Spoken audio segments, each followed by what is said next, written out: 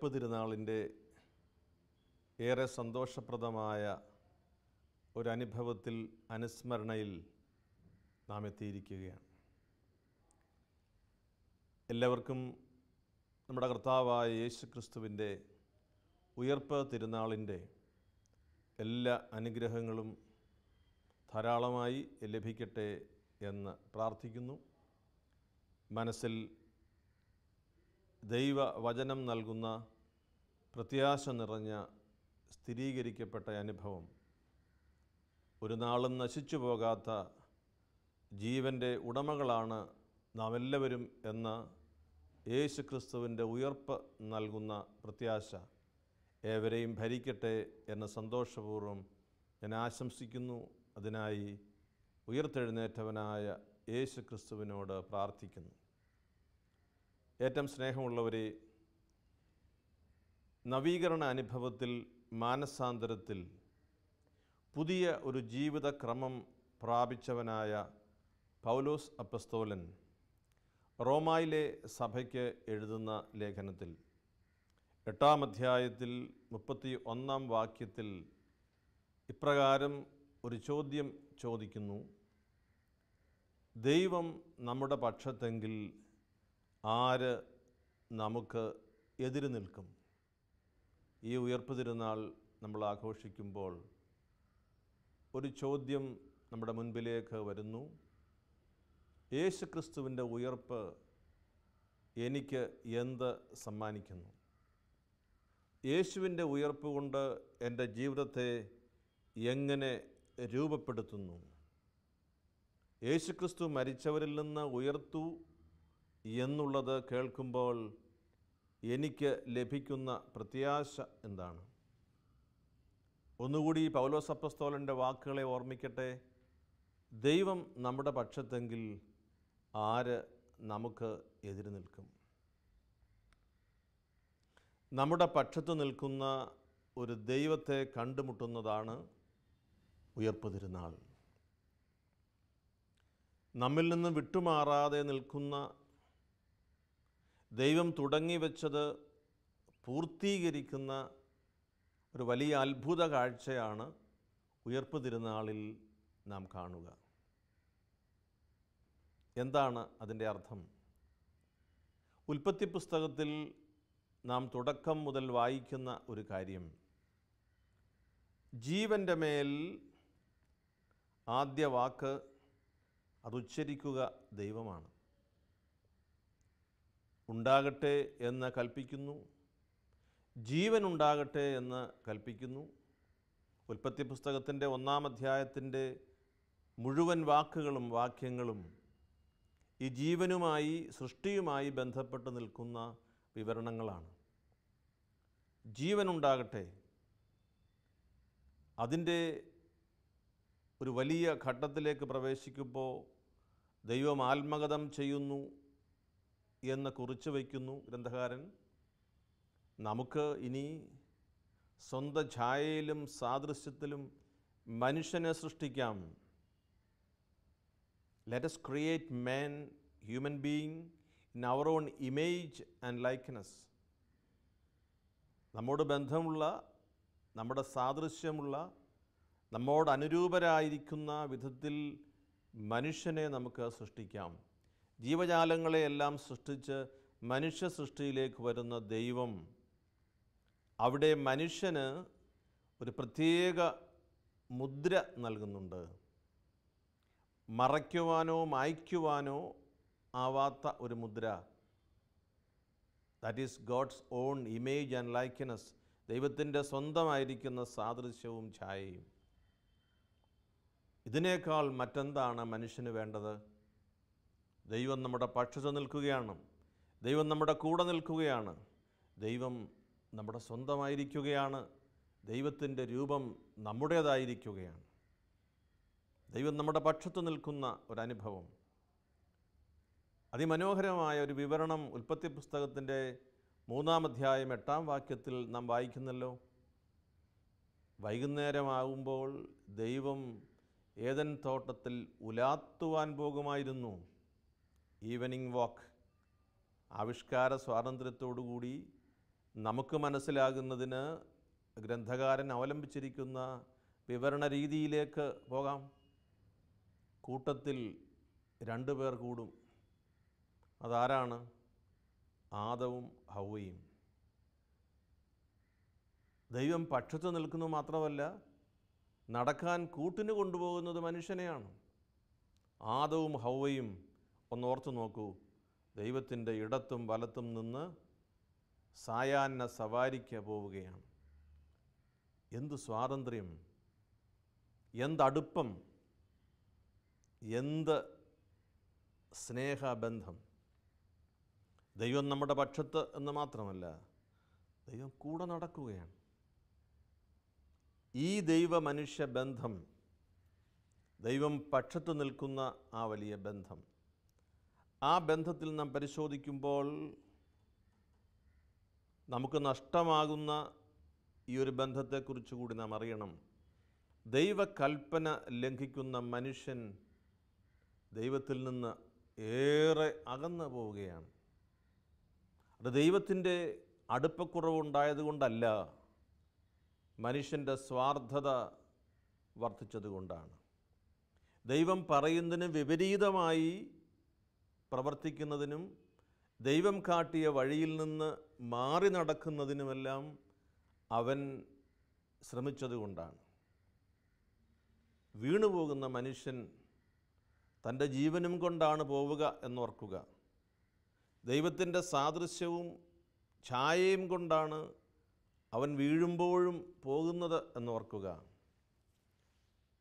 സ്നേഹമുള്ള ദൈവം യേശുക്രിസ്തുവിലൂടെ വിശുദ്ധ യോഹന്നാൻ സുവിശേഷത്തിൽ 10-ാം അധ്യായത്തിൻ്റെ 10-ാം വാക്യത്തിൽ ഓർമ്മപ്പെടുത്തിയിരിക്കുന്നത് പോലെ വീണ്ടും തൻ്റെ കൂടെ നടന്ന മനുഷ്യനെ ഓർമ്മപ്പെടുത്തുകയാണ്. ഞാൻ വന്നിരിക്കുന്നത് ജീവനുണ്ടാകുന്നതിന് മാത്രമല്ല, അതിൻ്റെ സമൃദ്ധിയിലുണ്ടാകുന്നതിനാണ്. I have come that you may have life and life in abundance. ജീവൻ്റെ സമൃദ്ധി നിങ്ങൾക്ക് ഇനിയും ഉണ്ടാകണം. അതിന് യേശുക്രിസ്തു വരേണ്ടി വന്നു. ദൈവത്തിൻ്റെ പുത്രൻ ഈ ലോകത്തിലേക്ക് വരേണ്ടി വന്നു. തൻ്റെ ഏകജാതനിലൂടെ ഈ അവസാന നാളുകളിൽ ദൈവം നമ്മോട് സംസാരിച്ചു എന്ന് ഹെബ്രായ ലേഖനത്തിൽ നമ്മെ ഓർമ്മപ്പെടുത്തുന്നല്ലോ. അതെ, തൻ്റെ പുത്രനിലൂടെ നമ്മോട് സംസാരിച്ച ദൈവം ജീവൻ്റെ സമൃദ്ധിയിലേക്ക് മനുഷ്യർ വീണ്ടും ദൈവത്തോടൊപ്പം പ്രവേശിക്കണം എന്ന് കരുതിയ ദൈവം മനുഷ്യനോടൊപ്പം പാർക്കുന്ന ദൈവമായി മാറി. അകലെ ആകാശങ്ങളിൽ നിൽക്കുന്ന മോശ കണ്ട ദൈവത്തെയല്ല, അടിമത്ത കാലത്ത് വിമോചനത്തിനു വേണ്ടി ഇസ്രായേലിൻ്റെ ദൈവത്തോട് പ്രാർത്ഥിച്ചപ്പോൾ ലഭിച്ച അടയാളങ്ങളിലെ ദൈവത്തെയല്ല, മനുഷ്യക്കുഞ്ഞിൻ്റെ രൂപത്തിൽ, യുവാവായ യേശുവിൻ്റെ രൂപത്തിൽ, മുറിവേറ്റവൻ്റെ രൂപത്തിൽ, ചമ്മട്ടിയടി ഏൽക്കുന്നവൻ്റെ രൂപത്തിൽ, ബലഹീനൻ്റെ കുരിശിൻ്റെ ഭാവത്തിൽ, ക്രൂശിക്കപ്പെട്ടവൻ്റെ ഭാവത്തിൽ ദൈവത്തെ കാണുന്നു. നമ്മുടെ പ്രാർത്ഥന അതിനോട് ചേർത്ത് ഓർക്കുക. ഞങ്ങൾക്ക് വേണ്ടി ക്രൂശിക്കപ്പെട്ട കർത്താവേ, ഞങ്ങളുടെ മേൽ കരുണയായിരിക്കണമേ, ഞങ്ങളെ അനുഗ്രഹിക്കണമേ. ദൈവം നമുക്ക് വേണ്ടി ക്രൂശിതനായത് ഒരു തത്വത്തിൻ്റെ അടിസ്ഥാനത്തിലല്ല, ഒരു ബന്ധത്തിൻ്റെ ആഴത്തിലാണ്. പൗലോസ് അപ്പോസ്തലൻ പറഞ്ഞത് മറക്കുന്നില്ലല്ലോ.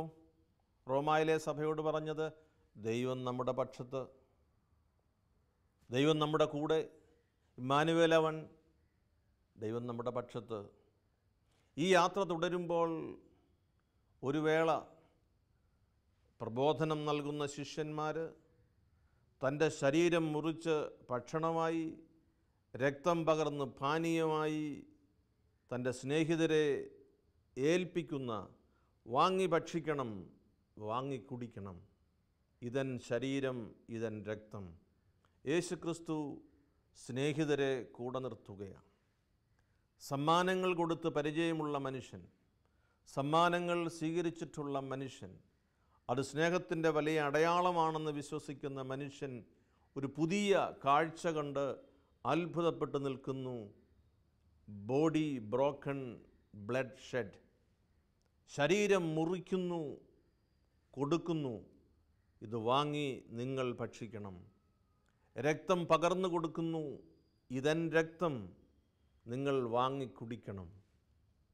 അതുവരെ കണ്ടിട്ടില്ലാത്ത ഒരു വിലയേറിയ സമ്മാനം യേശുക്രിസ്തുവിലൂടെ ദൈവം മനുഷ്യന് പങ്കുവെച്ച് കൊടുക്കുന്നു. നാം മലയാളത്തിൽ പറയാറില്ലേ, ചങ്ക് പറിച്ചു കൊടുത്തു എന്ന്. തൻ്റെ ചോര, തൻ്റെ ശരീരം മനുഷ്യന് വേണ്ടി കൊടുത്തു. അപ്പസ്തോലൻ്റെ വാക്കുകളിലേക്ക് വരട്ടെ, ദൈവം നമ്മുടെ പക്ഷത്ത്. കുരിശിൽ മരിക്കുന്ന യേശു ക്രിസ്തു ഒരു പരാജിതൻ്റെ അടയാളമായി കാണുന്നവർക്ക് തെറ്റി.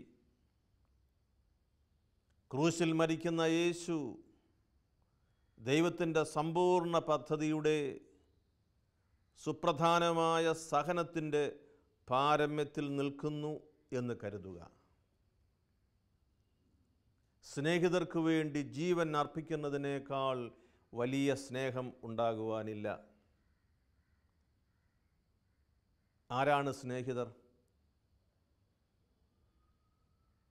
ഇനിമേൽ ഞാൻ നിങ്ങളെ ദാസന്മാർ എന്ന് വിളിക്കുകയില്ല, കാരണം യജമാനൻ ചെയ്യുന്നത് എന്തെന്ന് ദാസൻ അറിയുന്നില്ല.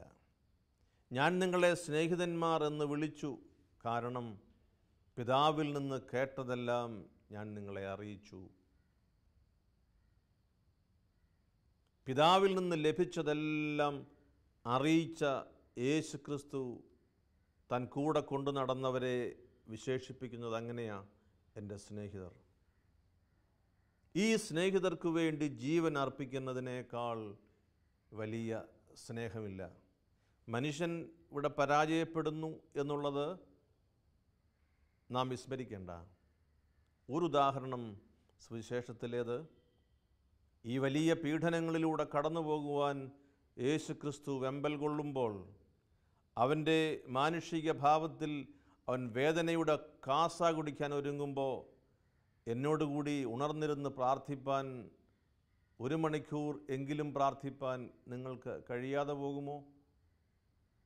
അവൻ ഏറ്റവും സ്നേഹിച്ചിരുന്ന 3 പേരെ കൂട്ടിക്കൊണ്ടുപോയി അവൻ പ്രാർത്ഥിക്കുമ്പോൾ തിരിഞ്ഞു നോക്കുമ്പോൾ അവർ ഉറങ്ങുകയാണ്. അപ്പോഴും ദൈവം കൂട്ടിക്കൊണ്ടുപോകുന്നതിനും അവരെ മാറ്റി നിർത്തി തന്നോട് ചേർത്ത് തൻ്റെ ബന്ധത്തിൽ സ്ഥിരീകരിക്കുന്നതിനും മടികാട്ടാത്ത ഒരു ദൈവമാണ്. ദൈവം നമ്മുടെ പക്ഷത്ത് തന്നെയാണ് നിൽക്കുക. അവൻ കുരിശിൽ ബലഹീന മനുഷ്യനെപ്പോലെ നിലവിളിച്ച് പ്രാർത്ഥിക്കുന്നല്ലോ, എൻ്റെ ദൈവമേ, എൻ്റെ ദൈവമേ, നീ എന്നെ കൈവിട്ടതെന്ത്?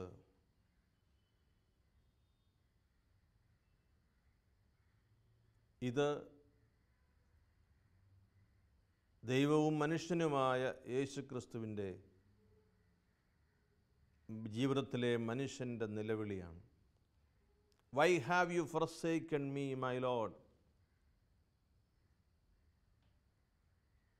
മനുഷ്യൻ്റെ പീഡനങ്ങൾക്ക്, മനുഷ്യൻ്റെ പരിഹാസത്തിന്, മനുഷ്യൻ്റെ ക്രൂരമായ വിനോദത്തിന് വില കൊടുക്കേണ്ടി വരുന്ന യേശുവിൻ്റെ ദൈന്യഭാവമാണ്. എന്നാൽ അവിടുത്തെ വാക്ക് നാം തുടർന്ന് ശ്രദ്ധിക്കണം. എൻ്റെ ആത്മാവിനെ അങ്ങയുടെ കരങ്ങളിൽ ഞാൻ സമർപ്പിക്കുന്നു. മനുഷ്യരെക്കുറിച്ച് പറഞ്ഞുകൊണ്ടാണ്, മനുഷ്യരെക്കുറിച്ച് ഓർത്തുകൊണ്ടാണ് ദൈവപിതാവിനോട് അന്തിമമായ വാക്ക് പറഞ്ഞ യേശുക്രിസ്തു കുരിശിൽ തൻ്റെ പരസ്യ ജീവിതം അവസാനിപ്പിക്കുക. പിതാവേ, ഇവരോട് ക്ഷമിക്കണം, ഇവർക്കറിഞ്ഞുകൂടാ ഇവരെന്താണ് ചെയ്യുക എന്ന്. മനുഷ്യനെ വിട്ടുപിരിയാത്ത ഒരു ദൈവം കാൽവരിയിലെ വേദനയുടെ പരമകോടിയിൽ നിൽക്കുമ്പോഴും മനുഷ്യനെ ഏറ്റവും വിലപ്പെട്ടതായി കരുതുന്ന ഒരു ദൈവം. മനുഷ്യ സ്വഭാവത്തിൽ ഒട്ടും മനസ്സിലാക്കാൻ സാധിക്കാത്ത ഒരു സംഭാഷണം യേശുക്രിസ്തു നൽകുകയാണ്. പിതാവേ, ഇവരോട് ക്ഷമിക്കണം, ഇവർക്കറിഞ്ഞുകൂടാ ഇവരെന്താണ് ചെയ്യുക. നാം ആരെങ്കിലും ആണെങ്കിലോ, മനുഷ്യനിൽ ആരെങ്കിലും ആണെങ്കിലോ ക്രൂശിൽ നിന്ന് വേദനിപ്പിക്കുന്ന നിമിഷങ്ങളിൽ അങ്ങനെ ഒരു സംഭാഷണം ഉണ്ടാകുമോ? ഒരു തവണയെങ്കിലും ഒരു വാക്ക് പറഞ്ഞിട്ട് പോകാൻ വെമ്പൽ കൊള്ളുന്ന മനുഷ്യഹൃദയമല്ലേ നമ്മുടേത്? യേശുക്രിസ്തു ദൈവം നമ്മുടെ പക്ഷത്താണ് എന്നതിൽ നിന്ന് മാറി ചിന്തിക്കുന്നയാളല്ല. ആ വാക്കുറപ്പിക്കാൻ ദൈവം ജീവൻ്റെ സമൃദ്ധി കൊണ്ട് ഇങ്ങോട്ട് അയച്ചവനായതുകൊണ്ട്, അയക്കപ്പെട്ടവനായതുകൊണ്ട് ഉറച്ചു നിൽക്കുകയാണ്. ദൈവം നമ്മുടെ പക്ഷത്താണ്. ഇവിടെ അങ്ങോട്ട് യേശുക്രിസ്തു ഒരു പുതിയ ജീവനിലേക്ക് നമ്മെ ക്ഷണിക്കുകയാണ്. ഉയർപ്പിൻ്റെ തിരുനാൾ ഈ രൂപാന്തരീകരണത്തിൻ്റെ തിരുനാളാണ്. ശിഷ്യന്മാർ ദുഃഖവെള്ളിയിൽ കരഞ്ഞും നിലവിളിച്ചും മാറത്തടിച്ചും ഭയപ്പെട്ടും യഹൂദരോടുള്ള ഭയനിമിത്തം അകലങ്ങളിലേക്ക് ഓടിയും പോയിക്കഴിഞ്ഞപ്പോഴും ദൈവം തൻ്റെ ജനത്തെ, തൻ്റെ സൃഷ്ടിയെ, തൻ്റെ സാദൃശ്യത്തെ, തൻ്റെ രൂപത്തെ മറക്കുന്നില്ലല്ലോ. ദൈവം നമ്മുടെ പക്ഷത്ത് തന്നെയാണ്. പൗലോസ് അപ്പോസ്തലൻ അതുകൊണ്ടാണ് ഉറപ്പിച്ച് പറയുക, അവൻ നമ്മുടെ പക്ഷത്താണ്. അവൻ നമ്മുടെ പക്ഷത്താണെങ്കിൽ ആരും എതിര് നിൽക്കാനാവില്ല എന്നത് നമ്മെ ഓർമ്മപ്പെടുത്തിക്കൊണ്ട് തന്നെ യേശുക്രിസ്തുവിൻ്റെ ഈ ക്രൂശിലെ മരണം അവൻ്റെ ഉത്ഥാനത്തിലേക്കുള്ള ഒരു പടിയായി പൗലോസ് അപ്പോസ്തലൻ നമ്മെ ഓർമ്മപ്പെടുത്തുന്നു. യേശുക്രിസ്തു മരിച്ച് ഉത്ഥാനം ചെയ്തു. യേശുക്രിസ്തുവിനെ ദൈവം മരിച്ചവരിൽ നിന്ന് ഉയർപ്പിച്ചു. യേശുക്രിസ്തു ഉയർപ്പിക്കപ്പെട്ടിട്ടില്ലെങ്കിൽ നമ്മുടെ വിശ്വാസം വ്യർത്ഥം, ഞങ്ങളുടെ പ്രസംഗം വ്യർത്ഥം. യേശുക്രിസ്തുവിൽ വിശ്വസിക്കുന്നത് ഒരു പുതിയ ജീവൻ നമുക്ക് ദൈവം നൽകുന്നതിൻ്റെ അനുഭവമായിട്ടാണ്. കൊരിന്ത്യ ലേഖനത്തിൻ്റെ ഒന്നാമത്തെ ലേഖനം 15-ാം അധ്യായം മുഴുവൻ പൗലോസ് അപ്പോസ്തലൻ ഉത്ഥാനത്തിൻ്റെ രഹസ്യം പങ്കുവയ്ക്കുകയാണ്. പൗലോസ് അപ്പോസ്തലൻ്റെ കൊരിന്ത്യയിലെ സഭയ്ക്കുള്ള പഠനം അതിൻ്റെ 1-ാം ലേഖനത്തിൻ്റെ ഈ 15-ാം അധ്യായം മുഴുവൻ ഉത്ഥാനത്തെക്കുറിച്ച് പങ്കുവയ്ക്കുകയാണ്. യേശുക്രിസ്തുവിൻ്റെ ഉത്ഥാനം. പ്രിയപ്പെട്ടവരെ, കുരിശിന് മറ്റൊരു പേര് കൂടിയുണ്ട്, സ്ലീബ. മഹത്വത്തിൻ്റെ കുരിശ്, പീഠയുടെ കുരിശ്, മഹത്വത്തിൻ്റെ കുരിശ്. മലങ്കര ആരാധനാക്രമത്തിൽ ദുഃഖവെള്ളിയാഴ്ച കുരിശ് ചുംബിച്ചുകൊണ്ട് നടത്തുന്നൊരു പ്രാർത്ഥനയുണ്ട്. കുരിശ് ചുംബിച്ചുകൊണ്ട് വിശ്വാസി ഇങ്ങനെ പ്രാർത്ഥിക്കും: ഞങ്ങൾക്കതിനാലെ രക്ഷയുണ്ടായി എന്ന സ്ലീബായെ ഞങ്ങൾ കുമ്പിടുന്നു. ഞങ്ങൾക്ക് രക്ഷയുണ്ടായത് കുരിശു വഴിയാണ്. പീഠയുടെ കുരിശുണ്ട്, മഹത്വത്തിൻ്റെ സ്ലീബായുണ്ട്. അതുകൊണ്ട് സ്ലീബ ആഘോഷിച്ച് ഞങ്ങൾക്ക് വേണ്ടി ഉത്ഥാനം ചെയ്തവനെ ഞങ്ങളോട് കരുണയായിരിക്കണമേ. നാം ഉയർപ്പിൻ്റെ തിരുനാളിലേക്ക് പ്രവേശിക്കുമ്പോൾ പ്രിയപ്പെട്ടവരെ, ഉയർപ്പ് നൽകുന്ന പ്രത്യാശ എന്താണ്? ദൈവത്തിൽ വിശ്വസിക്കുന്ന, ദൈവം യേശുക്രിസ്തുവിനെ രക്ഷകനായി നമുക്ക് നൽകിയെന്ന് വിശ്വസിക്കുന്ന എന്നെ ശ്രവിക്കുന്ന നിങ്ങളോട് പങ്കുവയ്ക്കാനുള്ളത്, എൻ്റെ ജീവിതത്തിൽ ഉത്ഥാന പെരുന്നാളിന് എന്ത് പ്രസക്തി? മാനുഷികമായി എല്ലാത്തിനും പരിഹാരം നിർണയിക്കാൻ വെമ്പൽ കൊള്ളുന്ന നമുക്ക് യേശുക്രിസ്തുവിൻ്റെ ഉത്ഥാനം ഒരു മരീചികയായി തോന്നുന്നുവെങ്കിൽ അതിൽ അസ്വാഭാവികതയൊന്നുമില്ല. മനുഷ്യൻ ദൈവത്തിൻ്റെ സൃഷ്ടിയാണെന്നും മനുഷ്യൻ ദൈവത്തിലേക്ക് മടങ്ങേണ്ടവനാണെന്നും നിശ്ചയിച്ചിരിക്കുന്നത് സ്വർഗമാണ്. സ്വർഗം നിശ്ചയിച്ചതുപോലെ നടക്കുമ്പോൾ ഉയർപ്പിൻ്റെ മഹത്വം അനുഭവിക്കാൻ നമുക്ക് കഴിയും. അവൻ പീഡയേറ്റ് കുരിശിൽ മരിച്ച് അവൻ്റെ ജീവിതം അവസാനിച്ചിരുന്നു എങ്കിൽ ദുർബലനായ നസ്രായക്കാരൻ യേശു എന്ന ചരിത്രം യേശുവിനെ വിളിക്കുമായിരുന്നു. എന്നാൽ ദൈവം മരിച്ചവരിൽ നിന്ന് യേശു ക്രിസ്തുവിനെ ഉയർപ്പിച്ചതുവഴി ലോകത്തിന് സനാതനമായ ഒരു പാഠം നൽകി. ദൈവം സജീവനാണ്, അവൻ മരിച്ചു എങ്കിലും ഉയർപ്പിക്കപ്പെട്ടവനാണ്. ദൈവപുത്രൻ ഉയർപ്പിക്കപ്പെട്ടവനാണ്, അവനിന്നും ജീവിക്കുന്നു. യുഗാന്ത്യത്തോളം അവൻ കൂടെ ഇരിക്കുന്നവനാണ്, അവനിന്നും ഇമ്മാനുവേലാണ്. പ്രിയമുള്ളവരെ, സ്നേഹിതരെ, ഉയർപ്പിക്കപ്പെട്ടവനായ യേശുവിനോടാണ് നാം പ്രാർത്ഥിക്കുക. കല്ലടാവിൽ ജനിച്ച് ഖബറിൽ അടക്കപ്പെട്ട യേശു ക്രിസ്തു ഓർമ്മയാണ്. ഉയർത്തവനായ യേശു ക്രിസ്തുവാണ് സജീവമായി ജീവിത യാഥാർത്ഥ്യമായി നമ്മുടെ മുമ്പിൽ നിൽക്കുക. Risen Lord is the living present God. ദൈവം യേശു ക്രിസ്തുവിലൂടെ നമ്മെ സന്ദർശിച്ചുവെങ്കിൽ ഇന്ന് പിതാവാം ദൈവത്തിൻ്റെ വലതുഭാഗത്ത് യേശു ക്രിസ്തു ഉപവിഷ്ടനായിരിക്കുന്നെങ്കിൽ ഞങ്ങൾക്ക് വേണ്ടി ഉയർത്തെഴുന്നേറ്റവനായ കർത്താവേ എന്ന് വിളിക്കുമ്പോൾ അത് ജീവിതത്തിൻ്റെ സത്യത്തോട് ചേർന്നു പോകുന്നതാണ്. നമ്മുടെ ജീവിതത്തിൻ്റെ ക്ലേശങ്ങളും പ്രയാസങ്ങളും വരുമ്പോൾ അത് വ്യക്തിയാകട്ടെ, കുടുംബമാകട്ടെ, സമൂഹമാകട്ടെ, സഭയാകട്ടെ, ക്ലേശങ്ങൾ വരുമ്പോൾ നാം ആരുടെ വഴി അവലംബിക്കും?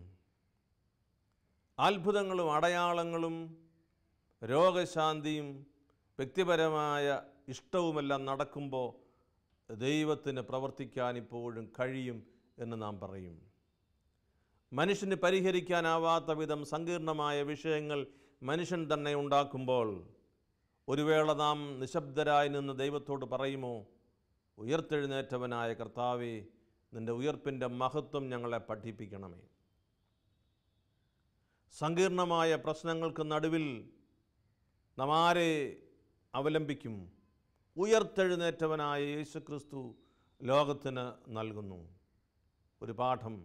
അതല്ലേ പൗലോസ് അപ്പസ്തോലൻ ആവർത്തിച്ച് പറയുക, ഈ ദൈവം നമ്മുടെ പക്ഷത്തെങ്കിൽ സൃഷ്ടിയുടെ ആദ്യ നിമിഷം മുതൽ ഈ നിമിഷം വരെയും കൂടെയിരിക്കുന്ന, കുരിശിൽ പിടഞ്ഞു മരിച്ചിട്ടും മാറ്റിപ്പറയാത്ത, അടക്കപ്പെട്ടിട്ടും ഉപേക്ഷിച്ചു പോകാത്ത, കല്ല് ചേർത്ത് വെച്ച് ബന്ധനാവസ്ഥയിലാക്കിയിട്ടും മറന്നുകളയാത്ത, മനുഷ്യനോട് സ്നേഹമുള്ള ദൈവം നമ്മുടെ പക്ഷത്തെങ്കിൽ ആര് നമുക്കെതിരെ നിൽക്കും?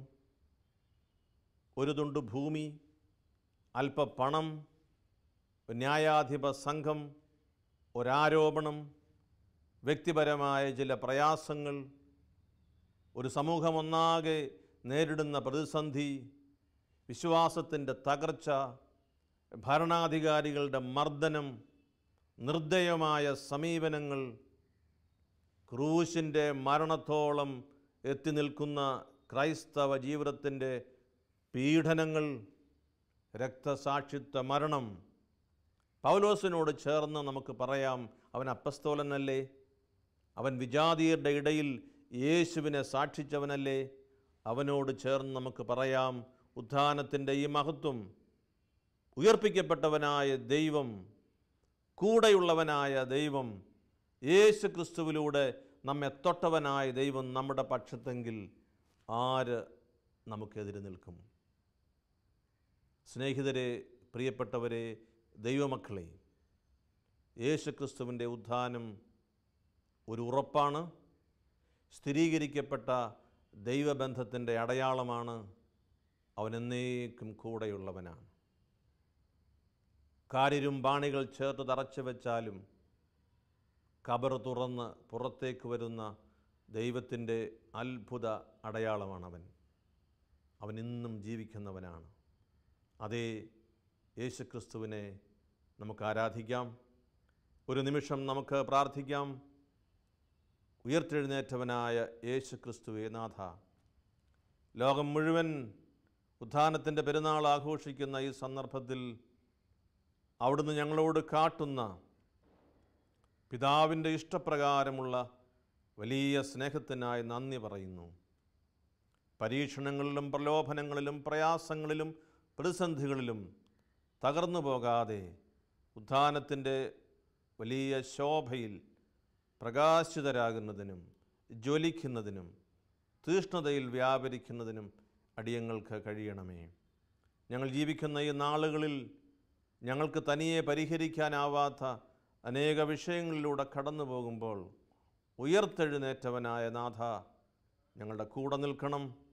ശിഷ്യന്മാരെ അത്ഭുതകരമായി ബലപ്പെടുത്തിയതുപോലെ, അയക്കപ്പെട്ടവരുടെ കൂടെ നടന്ന് അവരെ സ്ഥിരീകരിച്ചതുപോലെ, ഇന്നും ഞങ്ങളോടും ഞങ്ങളുടെ സഭയോടുമൊപ്പം തിരുസഭയിൽ മുഴുവൻ, ദൈവരാജ്യമാകുന്ന അങ്ങയുടെ മഹാകുടുംബത്തെ മുഴുവൻ ഉയർപ്പിൻ്റെ ശക്തി, ഉയർപ്പിൻ്റെ മഹത്വം ഞങ്ങളെല്ലാവരും കാണുന്നതിന് ഇടയാക്കണമേ എന്ന് താഴ്മയോടെ പ്രാർത്ഥിക്കുന്നു. കൃപയോടെ കേട്ടല്ലണമേ. ആമീൻ.